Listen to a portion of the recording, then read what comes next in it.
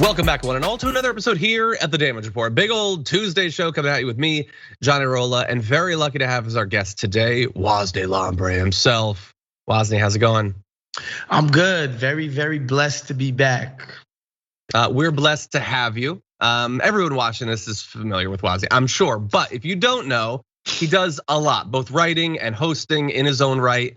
I hear you've got an episode of your show coming out just later today.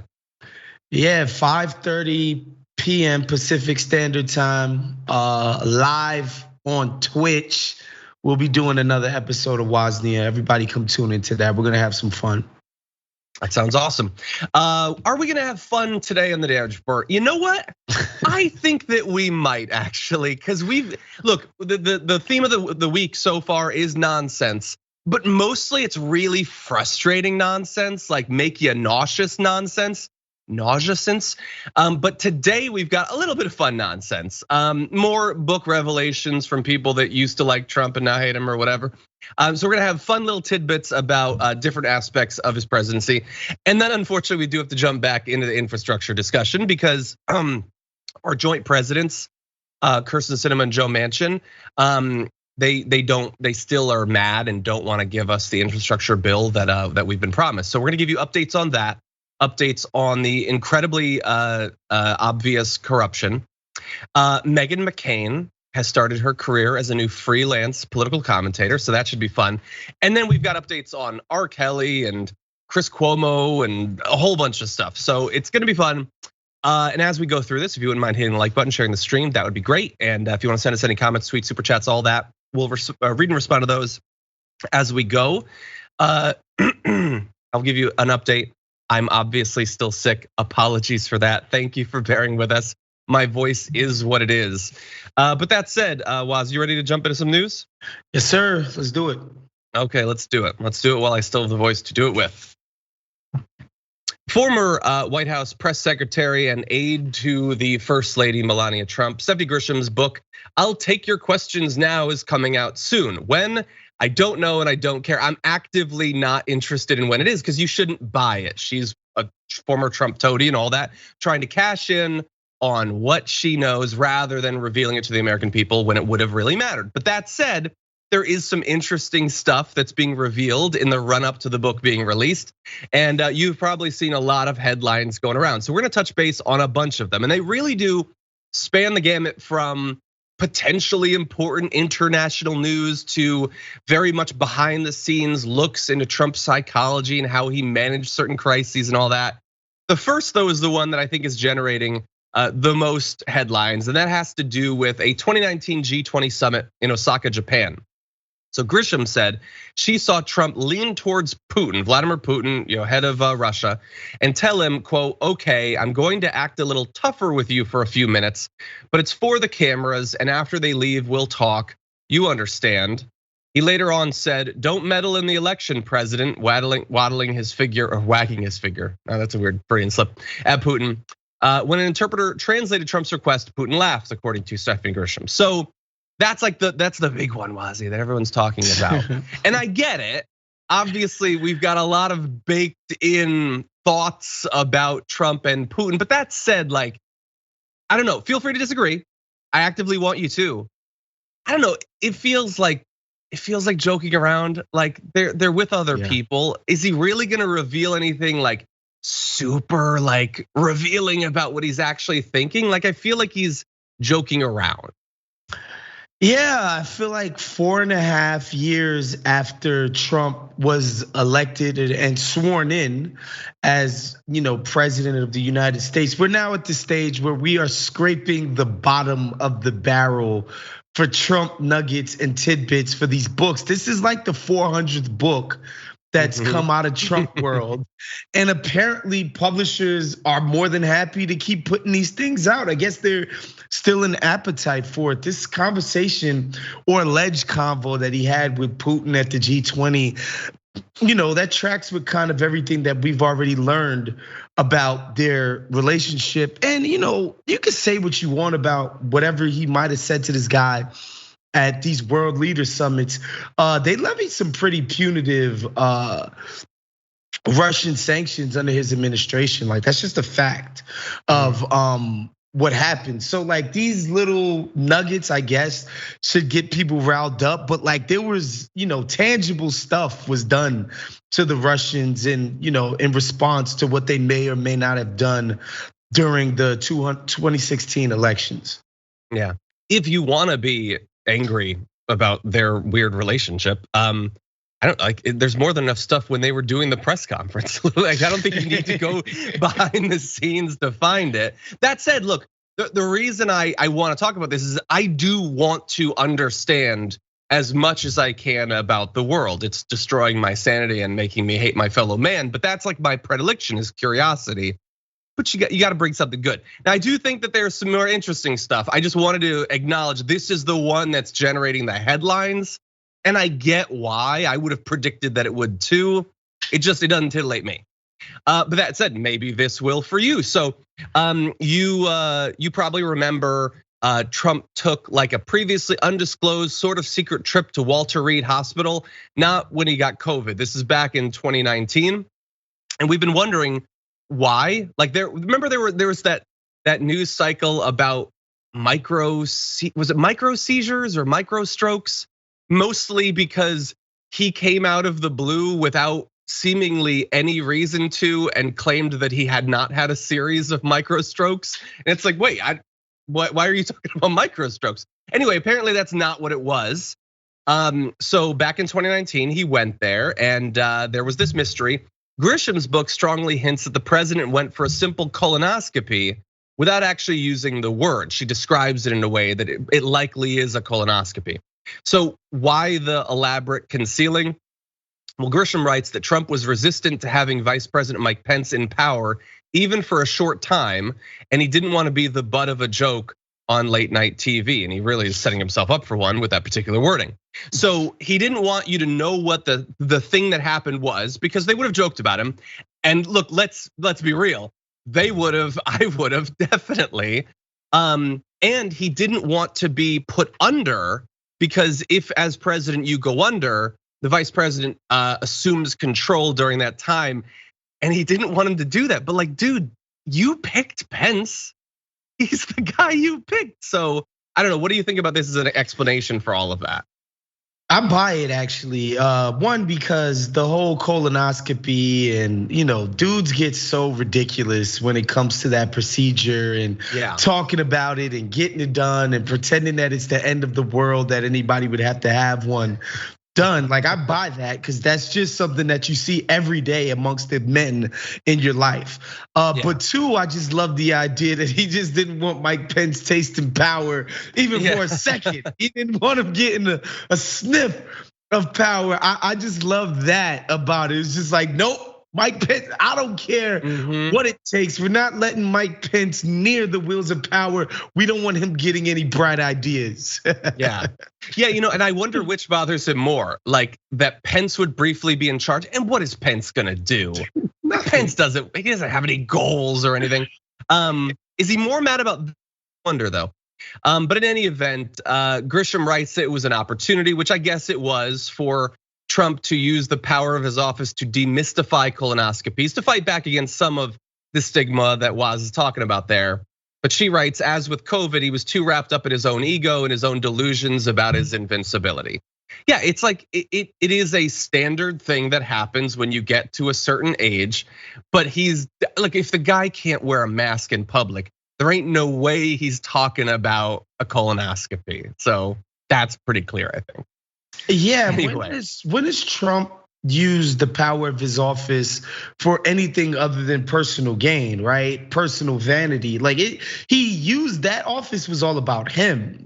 This is in line with everything that he did for 4 years. It was like, all right, how do I enrich myself? How do I make myself look tougher, more grandiose, make myself seem like a bigger deal? Like it was all about his own vanity and personal enrichment. So again, like the idea that he didn't think, publicly coming out as somebody who had a colonoscopy done would make him look sufficiently cool enough. Again, this is consistent with everything he did while he was in office. So I don't think anybody should be surprised. And I also have no reason to not believe any of the sort of the details of Grisham's book.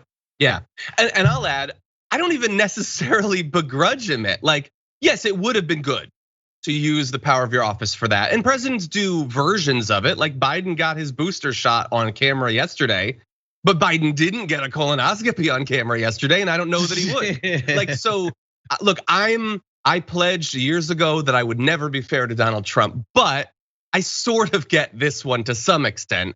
Just don't make it worse by bringing up microstrokes for some reason.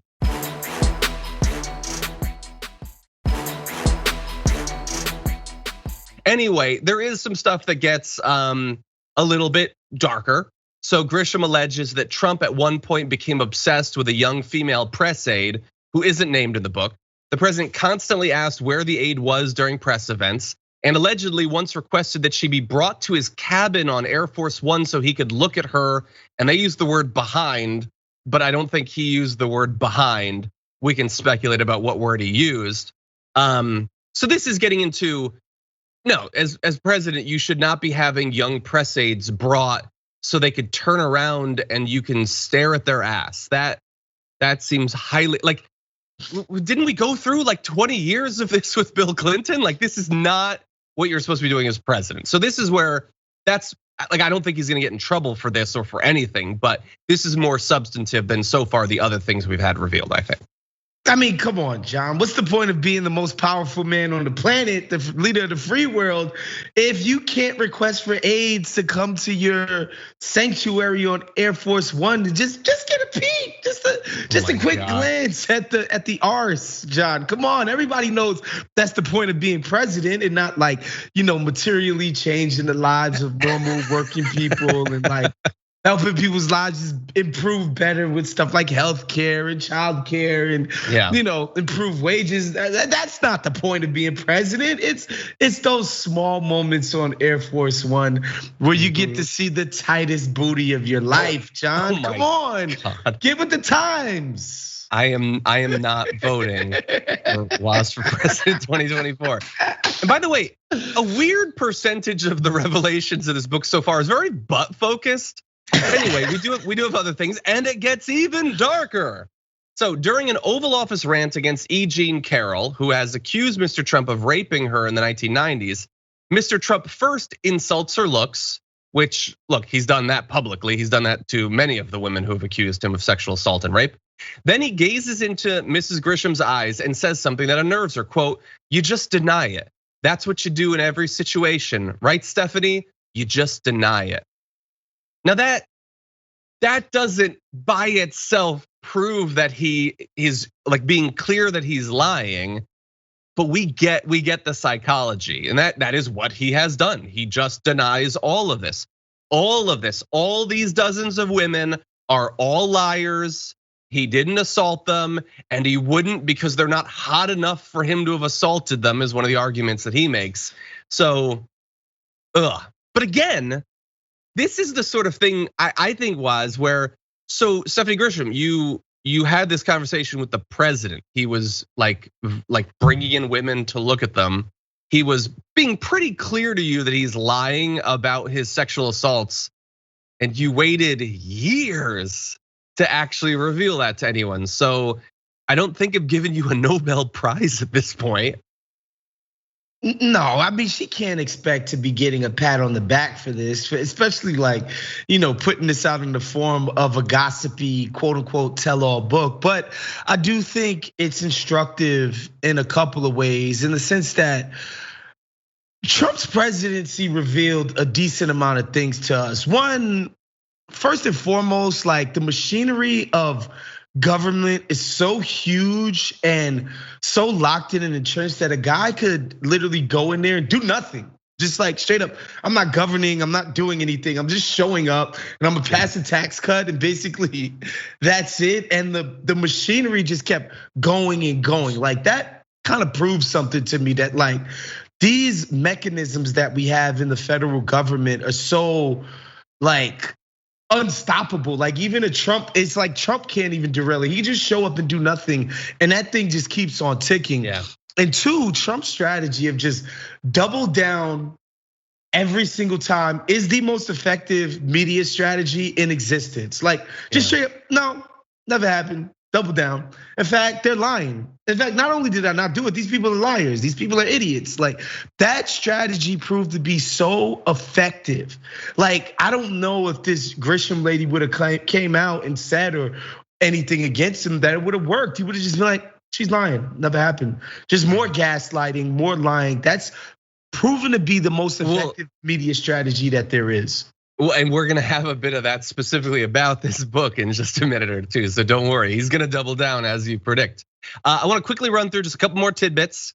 One, this is a fun one, I guess. At one point, Grisham writes, Mr. Trump's handlers designated an unnamed White House official known as the Music Man to play him his favorite show tunes, including Memory from Cats, to pull him from the brink of rage.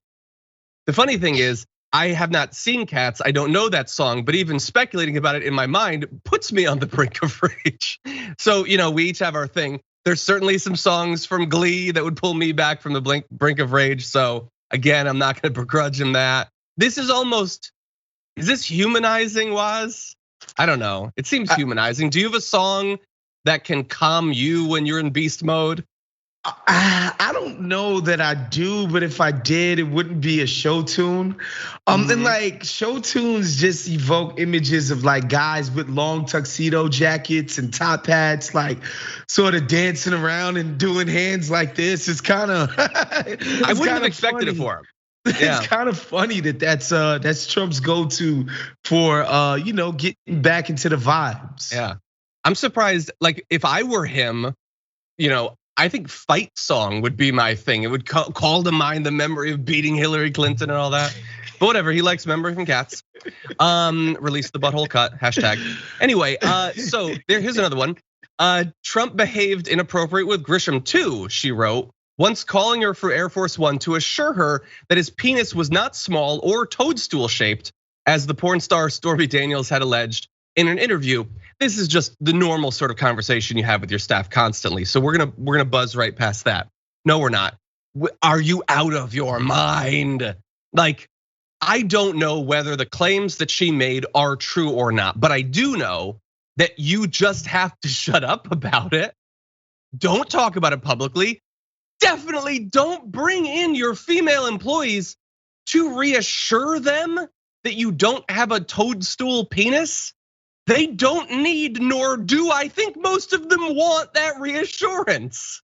I don't know, maybe that's me speaking for women, which I should not do. Sure, but I think for Trump, when you've made your entire public image about a penis measuring contest and who's the biggest swinging penis in the room, every single time you make a public appearance, of course you're gonna feel like you have to debunk this kind of thing, right? Like he made his bones in the Republican Party, little Marco Rubio, low energy Jeb. This is all like, I'm more masculine, testosterone driven than these guys. And so of course it doesn't surprise again that he would make a big deal out of this, that people would think that, he's small and impotent and not just a manly man's man, John, come on. Well, and look, I honestly think he's taking it all the wrong way. Like he hates the comparison to Toad, but Toad is one of the noble of all of the characters in Super Mario. Like Toad gets it done. He's got his own games. You should be embracing that.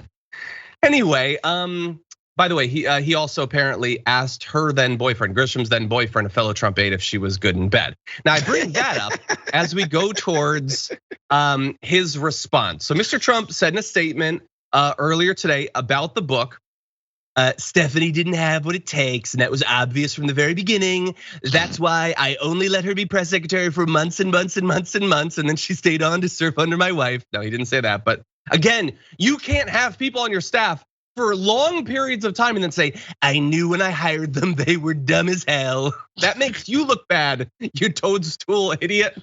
Anyway, he said she had become very angry and bitter after a breakup. She had big problems and we felt that she should work out those problems for herself. Now, like everyone else, she gets paid by a radical left-leaning publisher to say bad and untrue things. So here's the most messed up thing about this. It isn't that he's just denying like she said. So from what I read, allegedly, that breakup was the result of that former Trump aide being abusive towards her. That is a known thing It's not even the only time that one of the aides he likes that's a guy was abusive towards the female aides that he doesn't like as much. But he knows that, and he is saying she's very angry and bitter about it. And that's why she has big problems. The big problem wasn't the abusive boyfriend. It was that she's just emotional about it. It's so disgusting. Anyway, any final thoughts on all this? Yeah, again, this is, telling aides to come to your little room to look at their behind. Somebody who comes out with a book that says, some pretty disparaging remarks and say, well, they were a hack. They couldn't do the job. They stunk up the joint, which is why I got rid of them. Also, they're just highly emotional. She's a crazy woman. She couldn't handle a breakup. Yeah. Like, this is par for the course. It's so stereotypical as to be laughable. Yeah.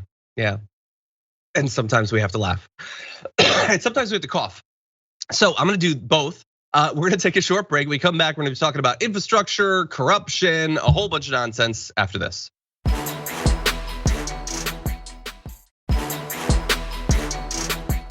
I think Trump should have gone in that direction. Don't toad shame. Anyway, if you don't listen to the breaks, that makes no sense to you, and you're probably better off for it. Anyway, with that, lots more news to get to, so why don't we jump into it? If Senator Kyrsten Sinema's corruption leading up to and during this infrastructure week that we're in wasn't clear enough, she wants to make sure that you understand where her loyalties lie. She has actually scheduled a fundraiser for this afternoon, as we're filming this, Tuesday afternoon, with 5 different business lobbying groups, many of which fiercely oppose the reconciliation bill. Just don't call it a bribe. It's totally legal because the people taking the bribes have made it legal. Anyway, here's some more details. Under Mrs. Sinema's political logo, the influential National Association of Wholesaler Distributors and the Grocers PAC, along with lobbyists for roofers and electrical contractors, and a small business group called the S Corp Political Action Committee, have invited association members to an undisclosed location on Tuesday afternoon for 45 minutes to write checks for between $1,000 and $5,800 payable to Sinema for Arizona. In terms of what these groups might want out of the senator that they're in the process of buying, well, the S Corp PAC has told its members the rate increases in the package, the reconciliation package, that passed the House Ways and Means Committee, quote, would kneecap private companies like theirs that pay taxes through the individual tax system, not the corporate tax system.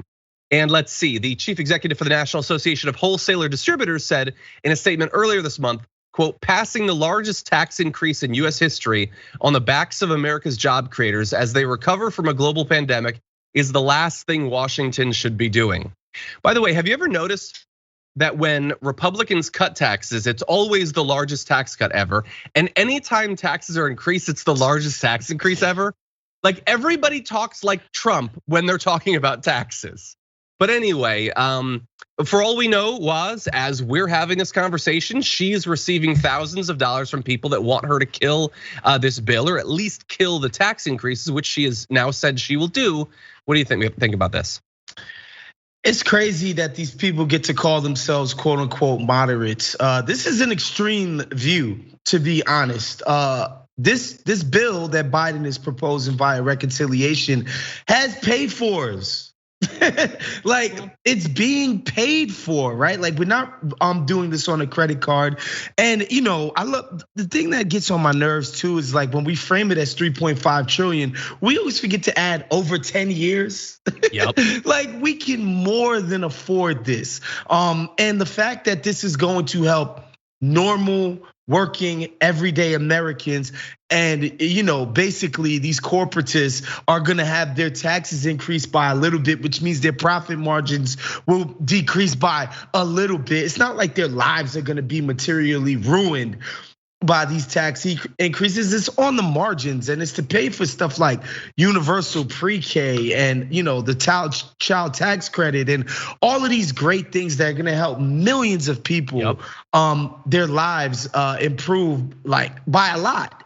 The fact that Kyrsten Sinema gets to come out and basically take these legalized bribes and doesn't get publicly shamed for it. Like, it's the benefit for the few at the expense of the vast majority of the population. It's ridiculous. Like, this is literally what we have a federal government for. It's to do these kinds of things like this bill, and the likes of Kyrsten Sinema could step in front of it. It's maddening. Yeah, the fact that she has that power, and that she has that power after in no way running for the seat she holds, saying, oh, by the way, if there's an opportunity, I am totally gonna stand with business against all of you, all of my voters. Go F yourself. I'm doing it for the people who are writing me these checks. You never have that. And again, it's just legalized bribery. So, like, does anyone think that there's not a connection between these two things? That they're giving her this money and she is delivering for exactly what they want during a time when we might get a bill or we might not. And if we get a bill, it might include some things that it might not. It's the most obvious thing in the world, but they're checks to, like her PAC or whatever. So it's totally cool. Like, think about how much news there was of Lauren Boebert, like, paying her rent with campaign finance stuff, like a whole cycle about it. And I get it, it's unethical. Like, she's being paid off right now, but she's doing it through the system that they've set up that's supposed to be okay. So it is barely mentioned. Like, they do talk about it. The New York Times is covering it, but it's not a news cycle of, my God, the corruption. MSNBC is not gonna do show after show of, how can Biden possibly hope to work with someone who is so fundamentally corrupt? But should she still be in the party? These are not the conversations that they're having, because she's going through the system that the corrupt politicians have set up. And we accept it because it's been around for a while. It's just, the whole thing is disgusting. To be fair though, is Joe Biden having a conversation? That's my problem with a lot of this. I think the collegiality of the Senate, it is a club, right? Like, these guys do treat it like a fraternity, sorority, like it's this, it's a club, and they don't want to go after each other, especially members of their own party. And Biden is, as reverential about the Senate as anybody else, but he should be using his bully pulpit to be like, these two idiots are standing in between meaningful change and improvement in the lives of tens of millions of Americans, just so that they could receive funding from these business interests. Like, Biden should be coming out and using his bully pulpit as president of the freaking United States of America, and he's not doing it, right? So we could talk about MSNBC and CNN, and we don't even gotta bother with Fox News not doing it on a daily basis. But Biden should be doing this. 100%, he should be saying, look, I ran on a clear agenda. We got control of the Senate and the House on this clear agenda. She ran on these things herself. If she wants to turn against them, that's up to her. If she wants to raise money from corporate donors, she's gonna need to, because in a couple of years, we're gonna be working to replace her with someone who is not gonna try to sabotage an agenda that so many of her constituents support, that she got elected for. Like, imagine if you just throw out a couple of those. It doesn't have to be a Trumpian thing. Like, it doesn't have to be weird and obsessive, but he is the leader of the Democratic Party. His agenda is about to be destroyed because of her, and he's acting like it's nothing. And maybe I'm an idiot. Maybe I don't know anything about politics, and maybe whatever stuff he's doing behind the scenes is gonna be more effective than public threats. Maybe. But you could do both, honestly. The whole thing, again, maybe I'm an idiot, and we get everything we want out of these bills, but it ain't really looking like it at this point. That said, we got a couple more angles on this I want to talk about, including some horrible news in this whole process. But really fast, we've been criticizing Sinema and Manchin too. Manchin, by the way, is now even turning against the carbon tax, which is a nonsense replacement for some of the tax increases. Which now, so we're only going to get slight tax increases. Then we weren't going to get any tax increases, but they'll do the carbon tax. And now he's saying we're not even gonna do a carbon tax. But then you're not raising any money, so how can you pay for anything? Well, he has no problem with that, because he doesn't want the bill to include anything. But anyway, we have some of Representative Ilhan Omar and her thoughts on these two senators. It is saddening to see them use Republican talking points. We obviously didn't envision having Republicans as part of our party. And I hope that they will understand that Democrats need to be united behind the president's agenda. And we need to have urgent conversations on how to get this agenda done. It's so ridiculous. Like, again, Woz was so right when he pointed out that like her being called like a centrist or a moderate. Again, I am so goddamn sick of those terms. Pretending that they're the middle point between anything. They are their own radical point. Radical supporters of the status quo that benefits those who are already doing well and are already wealthy. That is what they're doing. So now you have a decidedly moderate or centrist president whose agenda is being supported by the insane left, and the moderate and centrists are threatening to destroy the entire thing. So I'm glad that she's pointing that out, especially because Woz, we should expect that. You know what? I'll throw this out here. Pelosi's now saying you're going to have to vote on the bipartisan bill before the other one. So after like months and months of saying, you ain't gonna get one unless you get the other. That was literally her terminology. Now she's saying you gotta vote for one without the other. So we've been waiting for this. The knife is in our back now, okay? It's not much of a surprise.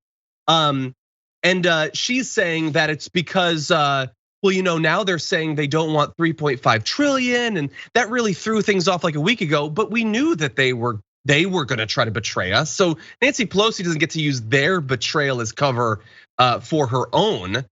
But in any event, now the progressives, if they do what they've been saying they will do, which is vote against the bipartisan bill, if it's not passed at the same time as the reconciliation one, then do we have any doubt that the media is gonna present them as the ones that destroyed this whole thing when they've been standing with Biden the entire goddamn time? And Sinema and Manchin are the ones who have been throwing up ever shifting goalposts of how this bill can't include anything.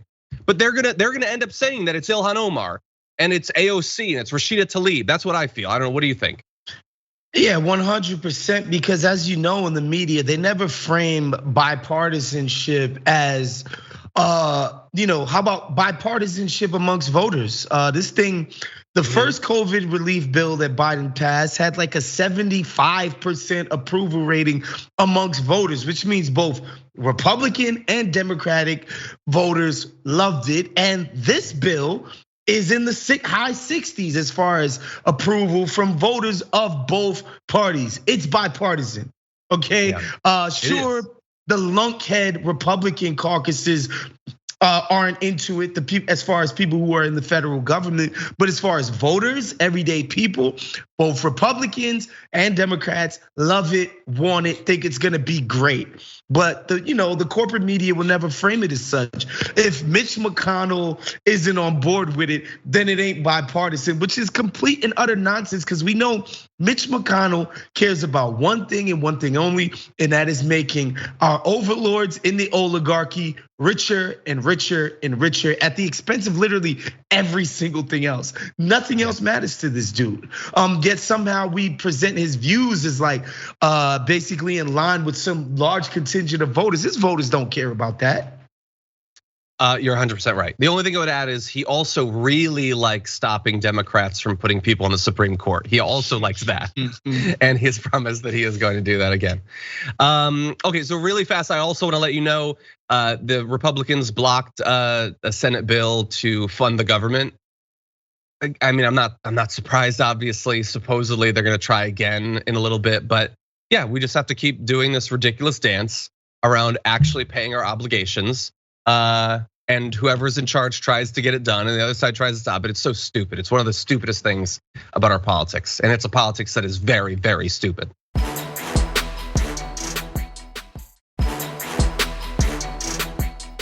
But that said, I want to move to a slightly different angle on this. So let's jump to our next block. So I got about 60% of my throat left. Meghan McCain is no longer on The View. She's now her own independent political commentator, writing for things like the Daily Mail and going on Meet the Press, which she did this weekend. And on Meet the Press, she said, the Build Back Better agenda is the most progressive modern agenda of all time, up to $5 trillion. which again is not even the number that's being talked about, and it's not polling well. So I think I'm just confused as to why they're doubling down on something that is cratering in the polls right now. Now, bear in mind that Meghan McCain referenced no polls in particular, nor was she asked to cite any by host Chuck Todd, who invited her on the show.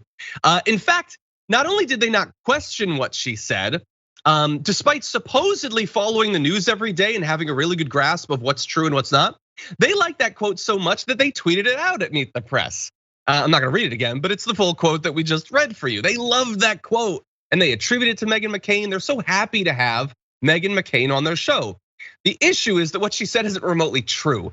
There are many polls you can look at going literally months back, but we're gonna jump to one from Data for Progress showing 69% overall support for the Build Back Better plan, whatever, the reconciliation bill that includes social spending and things like that. That includes, by the way, 50% of Republicans supporting it. We've got 65% of independent and third party supporting it as well. But it's cratering in the polls, not even not doing well, cratering in the polls. And so this is a criticism that's been out there now for her nonsensical stuff for about a day. We're gonna get to her response to that, but Woz, I wanted to give you a chance to jump in. What do you think of Meghan McCain going rogue, going independent? I mean, this is par for the course on the Sunday shows. A complete hack person goes on a show hosted by Chuck Todd and is able to spew untruths and lies, because that's the point of those shows, right? And you shouldn't be surprised that when the lies are in favor of corporate power, elite power, entrenched power, of course it gets to slide, right? When it comes to stuff that works, that helps regular people, you're gonna hear Chuck Todd be like, but is it being means tested? Is it gonna be this? Is it, you hear all of the scrutiny when it comes to the arguments in favor of measures that help everyday Americans. But when it comes to the ideas espoused by the elite business and corporate community, it just goes unchecked. Because on those shows, on those platforms, that's the point, is to speak for entrenched power. It's not to speak for normal everyday Americans. It's to speak on behalf of the entrenched power of America. That's the only point of that show. And so I'm not surprised that embellishments and outright lies in support of those people's viewpoints are what gets, all the runtime on Meet the Press. Yeah, and honestly, I think they must love the fact that she only exists as a political commentator because her father was in politics. Like, it's totally, they love that on some, even if they can't acknowledge it. On some level, they like the idea of an aristocracy of America, like just continue that family stuff. Who cares if she doesn't know anything? Who cares if, like, well, you know what? You can get things wrong. You say a bunch of stuff, you can get it wrong. I did a survey as like a person who covers politics. I was sent this survey, which was what percentage of these different populations support X thing? And I realized as I was answering that I wasn't super sure about some of those. And here's the thing, I wouldn't speak about those things as if I was sure. But that said, if I said that something was cratering in the polls and I was 100% wrong or 69% wrong in this case, the next step is how do you respond to how you were wrong? Because you're gonna get things wrong as a commentator. So here's how she responds. So she is pointed out to her that she was totally wrong. It's not cratering in the polls. And she responds with this: Joe Biden is his agenda. A president's polls mean something. That's the American people aren't happy with how he's governing or his agenda. So the idea there is, it doesn't matter that the policy is popular. If he's not popular, then he is his agenda. So it's cratering because he's got lower than 50% approval. So I'm trying to work through her logic here.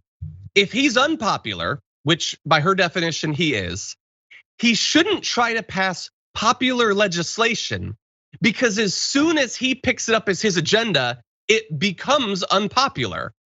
So if he were to take something incredibly unpopular that had like 5% approval, would it suddenly get 50 or 47% approval because that's his approval rating? Like, what she's saying makes no sense whatsoever, when all she had to do was say, I didn't know that. I'm surprised by that result. I still don't like the bill, but I will factor that into my thinking going forward. And we got the exact opposite of that. We got this nonsensical, illogical word salad from her. Yeah, it's so funny because in an ideal world, right? A politician would be passing things that help the most amount of people, no matter how popular or unpopular it made him, right? He wouldn't be his job wouldn't be to justify his or her own existence. It would be to help people, and so it doesn't matter. People are gonna like this. This is gonna help people's lives. My popularity shouldn't have any bearing on what I do as far as my governance, right? That would be ideally how we do this. But Meghan McCain, her whole, and I think this jargon is outdated. I don't think it's as effective as it used to be when she's like, oh, he shouldn't be trying to buy up votes with this stuff. It's comical. We watch politicians like we just talked about with Kyrsten Sinema get bought every day. Yeah. And to her, that's better. That's politics working effectively. But Joe Biden tried to curry favor with actual voters and not just these elite interests with these small amount of people. That's bad. You should never do that. But Kyrsten Sinema just being bought and paid for in this corrupt cinema, of course that's what you do. That's smart politics. Of course, well, look, she is going to prove what you're saying because I went on her Twitter. Don't do that, but I did. And one of her most recent tweets was this: Kyrsten Sinema appreciation tweet. That's all. Well, sure. I mean, this is what you should hope for. As a Democratic senator, you should hope that your state gives you an 18% approval rating, but John McCain's daughter likes you. That's what you should hope for. And finally, she goes on to say, the bill will cost $0 is the most asinine talking point since I voted for it before I voted against it. The American people aren't stupid. There's nothing in this world for free, which is true. Things do cost something, which is why Meghan McCain often will criticize the debates over military budgets when they don't go into how they're gonna pay for it enough. She's very frustrated by that because of course military budgets aren't free.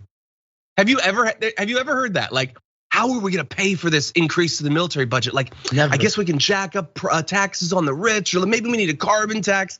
They've never had that conversation because wars are free in America. Bombs are free. Stuff for the middle class, the working class, that's too expensive. We can't even talk about that. Anyway, it's just nonsense. So now she's not just on The View. She's gonna be popping up all over the place. So get used to it, everybody. Any final thoughts? Yeah, and to the military budget, I brought this up with Cenk yesterday. It was like when we talk about the military budget, people hear military and they think the all you can be, the Marines, like special forces, the SEALs, like Air Force, all these people that we love, right? Like we think they're great. Some of our most competent, civil servants, right, if you will.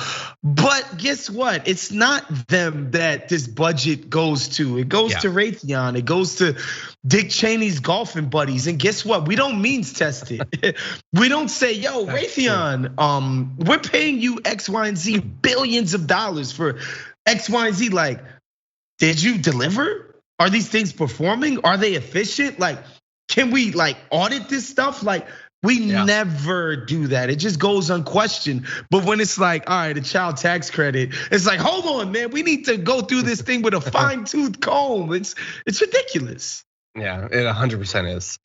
I will close this block by just saying I am seeing breaking news that Pramila Jayapal is saying that a majority of the Progressive Caucus is still set to vote against the bipartisan bill on Thursday if it's not accompanied by the reconciliation bill. We'll see. I don't take anything for granted in American politics. I would love to see it, honestly, at this point, but we will have to check out on Thursday. That said, we're gonna take our second break, but stick around. We got more news coming up after this.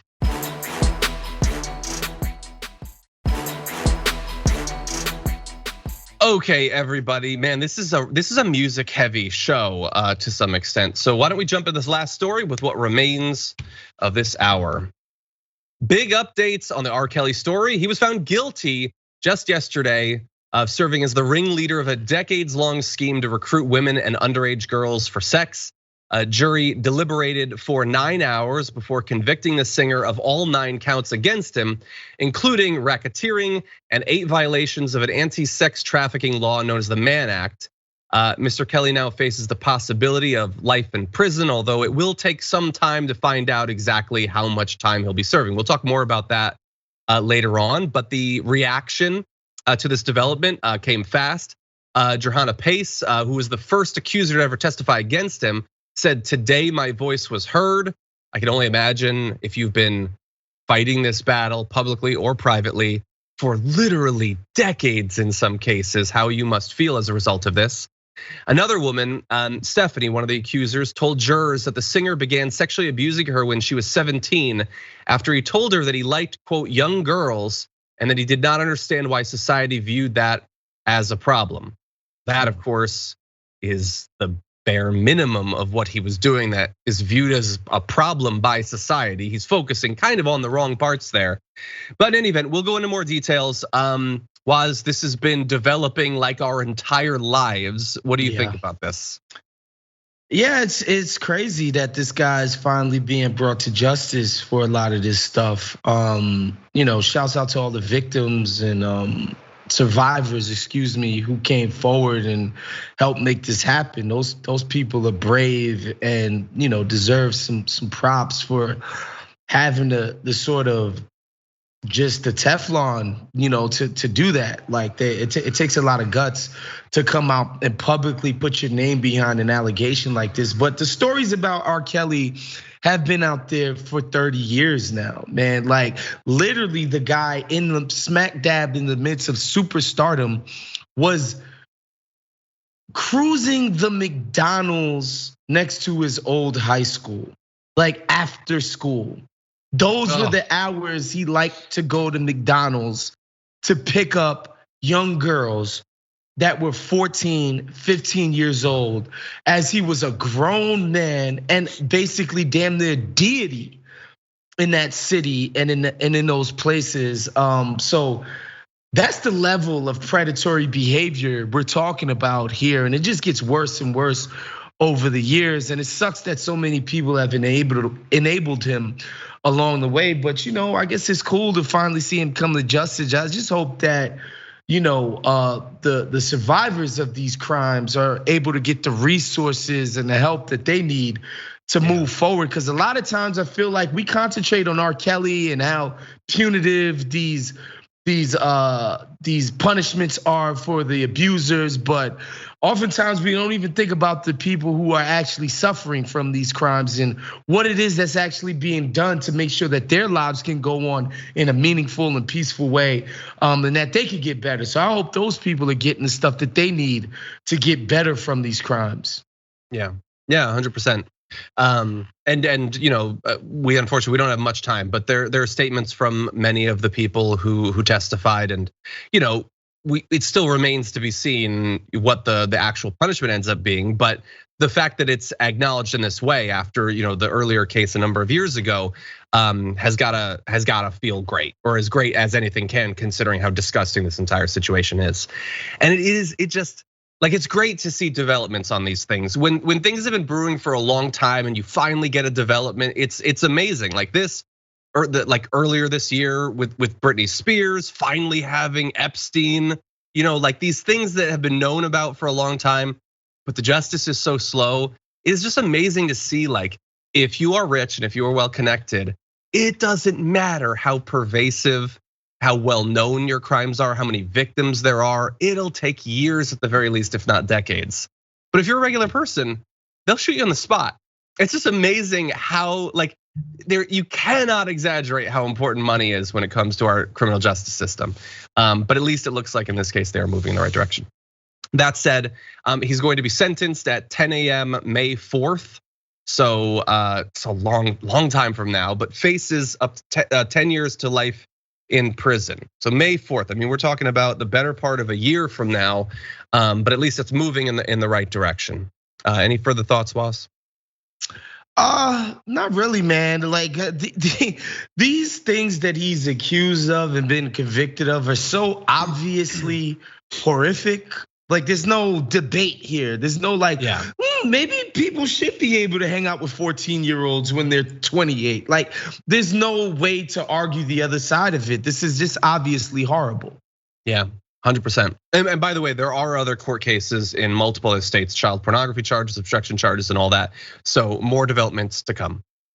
That said, if you're on whatever linear platforms, thank you so much for watching to our first hour. If you're on Twitch and YouTube, though, we do have more news coming at you. So we're gonna take a short actual break, but we'll be back with more news after this.